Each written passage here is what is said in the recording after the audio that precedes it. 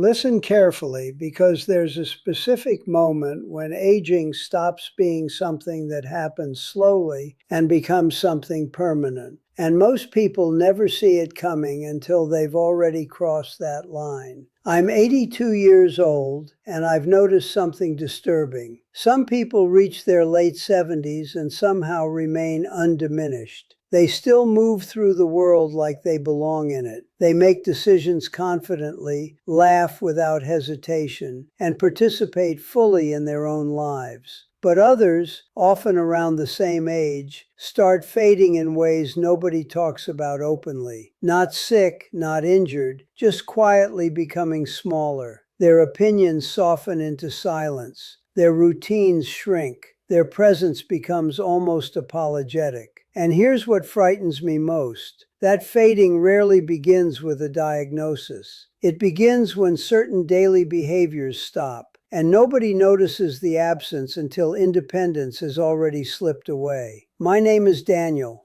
I'm 82 years old, and today I want to share 7 specific things I still do every single day that most people my age have stopped doing without realizing those small abandonments were actually surrendering pieces of their autonomy. The differences between people who stay capable after 75 and those who become dependent are rarely dramatic. Most of the time, it comes down to whether you're still doing certain unremarkable things daily, actions so ordinary that giving them up feels harmless at first. But here's what most people miss. The things that protect independence after 75 don't announce themselves as important. They disguise themselves as optional. And by the time someone realizes they've stopped, restarting often feels impossible. Before we continue, if staying fully capable after 75 matters to you, please like this video, because the 7 things I'm about to share may be the difference between aging confidently and aging apologetically.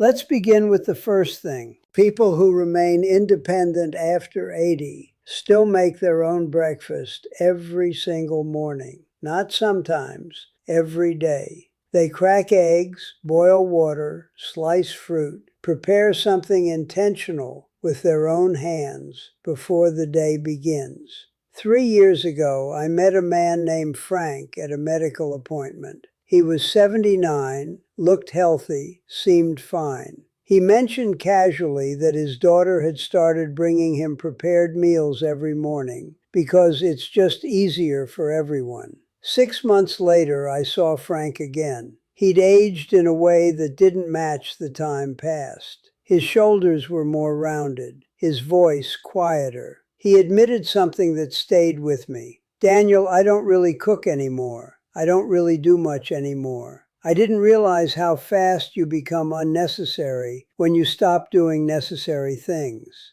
That sentence haunted me. Because the loss of independence almost never starts with inability. It starts with convenience. Someone offers to help. You accept because it seems easier. And slowly your role in your own life shrinks until you're being cared for instead of caring for yourself. But making breakfast is not just about nutrition. It's about agency. When older adults stop preparing their own food, the brain quietly receives a dangerous message. You are no longer the active participant. You are now the recipient of care. And once that identity shift happens, decline accelerates. So every morning I make something intentional. Eggs scrambled slowly. Toast browned carefully. 10 minutes of purposeful movement that tells my brain the same thing every day. You are still responsible for your own life. Now here's the second thing. People who stay independent after 80 still get fully dressed every single day, even when nobody's coming over. Real clothes, real shoes, no pajamas past 9 a.m. I learned this the hard way. After my wife Margaret passed away 4 years ago, I started staying in comfortable clothes longer, slippers until noon, sometimes later. One Thursday afternoon, My neighbor knocked around 2 p.m. When I answered in my robe, she looked at me with concern and asked gently, "Daniel, are you all right? Are you sick?" I wasn't sick. I was just comfortable. But I saw myself through her eyes, and I looked like someone who'd given up. Getting dressed is not about appearances. It's about maintaining standards when nobody else is watching. Clothing is one of the first places where older adults quietly lower their standards, and that lowering spreads invisibly. When you stop dressing like someone who participates in the world, you slowly stop participating. Your posture changes. Your energy shifts. Psychologists call it enclothed cognition. The clothes you wear directly influence your psychological state, but emotionally, it's simpler. When you dress with intention, you treat yourself like you still matter. So now, every morning by 8:30 a.m., I am fully dressed, shoes tied, belt on, dressed like I might run into someone I respect, even if that someone is just my own reflection. Now here's the third thing. People who remain sharp after 75 still argue respectfully when they disagree with something. They express contrary opinions. They don't just nod agreeably to everything.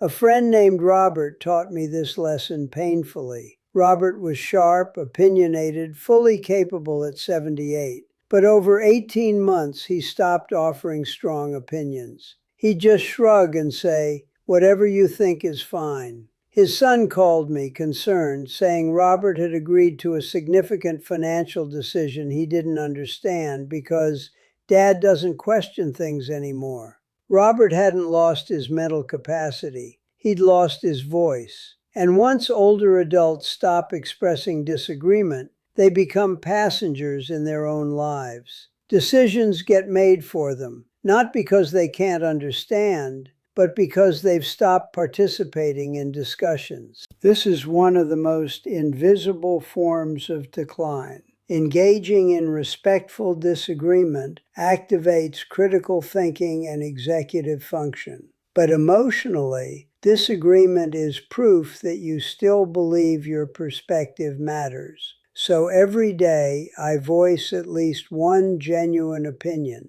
I disagree with a news segment. I tell a cashier I'd prefer something different. I express what I actually think. Because silence is not peace after 75. Silence is erasure. And if you're still here, please subscribe, because the next 4 things may be the difference between staying visible in your own life or slowly becoming a background character in someone else's decisions. Now, here's the 4th thing. People who stay capable after 80 still go outside and walk every single day, not exercise, just stepping outside and moving through space in open air. Every day, even when it's cold, even when they don't feel like it. 2 winters ago, I went nearly 11 days without stepping outside. It was cold. I had food. Everything I needed was indoors. But by day 9, my balance felt off. My legs felt weaker. Emotionally, I felt disconnected, like I was living inside a smaller space mentally, not just physically. On day 12, I forced myself out. The cold air hit my face. I walked around the block, maybe 8 minutes, and my body felt more alive than it had in 2 weeks. That walk taught me something. The body doesn't just weaken from lack of use. It weakens from lack of challenge. Staying inside removes almost every physical challenge the body needs to maintain strength and balance. Daily outdoor walking protects against cognitive decline, depression, and muscle atrophy. But it's not the walking that's most protective. It's the non-negotiable daily commitment. Because walking every day, especially when you don't feel like it, trains resilience. It trains the part of your identity that refuses to negotiate with comfort when discipline keeps you capable. So now every day I go outside and walk. Some days 15 minutes, some days 5. Distance doesn't matter. What matters is that I don't allow a single day where I negotiate out of that commitment. Because after 75, the days you give yourself permission to skip quickly become the weeks you've lost the habit entirely. Now here's the fifth thing. People who stay engaged after 80 still read something new every single day. Not just familiar books, something new, a different perspective, an unfamiliar idea. After Margaret died, I reread old favorites. I avoided anything complex or emotionally demanding. And slowly, my mind became less flexible. Conversations felt harder. New technology felt overwhelming. One afternoon, my granddaughter started talking excitedly about something she was learning. Midway through, she stopped and said, "Never mind, Grandpa. It's kind of complicated." She didn't mean it cruelly, but I realized how I must have appeared, like someone whose mind could no longer stretch toward new ideas.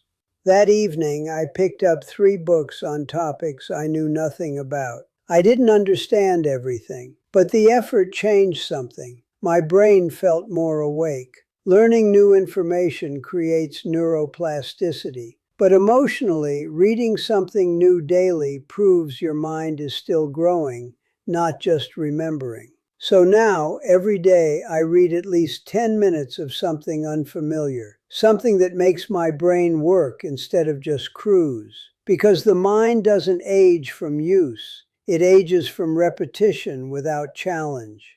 Before I reveal the last 2 things, subscribe and turn on notifications, because the final habits may protect the part of aging most people fear losing most.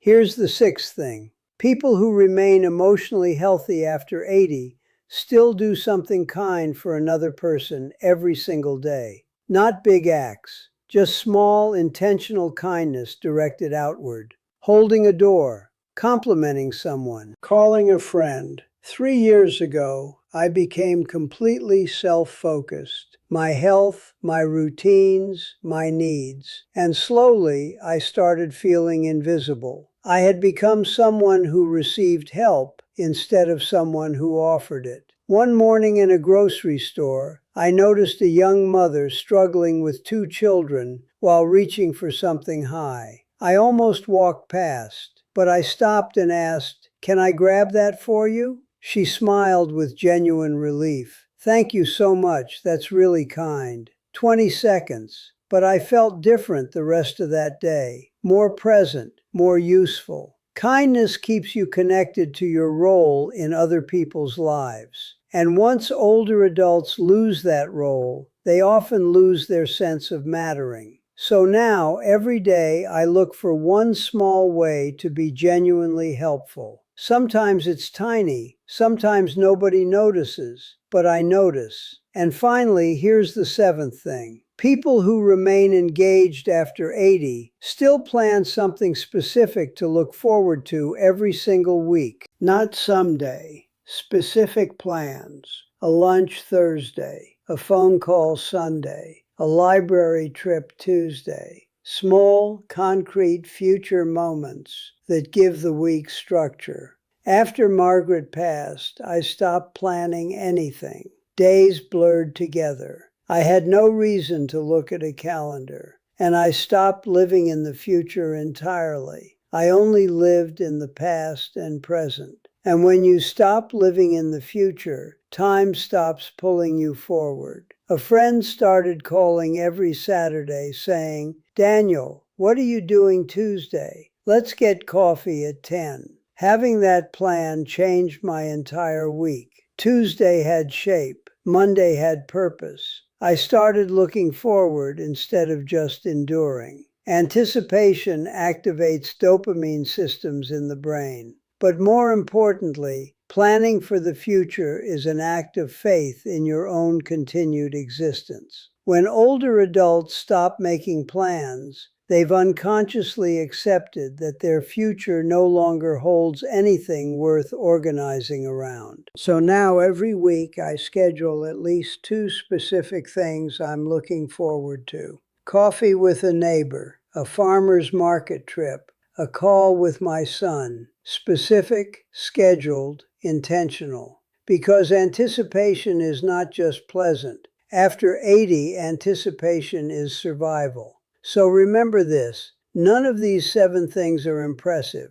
That's exactly why most people stop doing them without realizing the cost. Making breakfast, getting dressed, voicing opinions, walking outside, reading something new, doing small kindnesses, planning future moments. Ordinary actions, but together they build the infrastructure that keeps a person capable, visible, and engaged well into their 80s. I'm Daniel, I'm 82 years old, and I'll see you in the next video.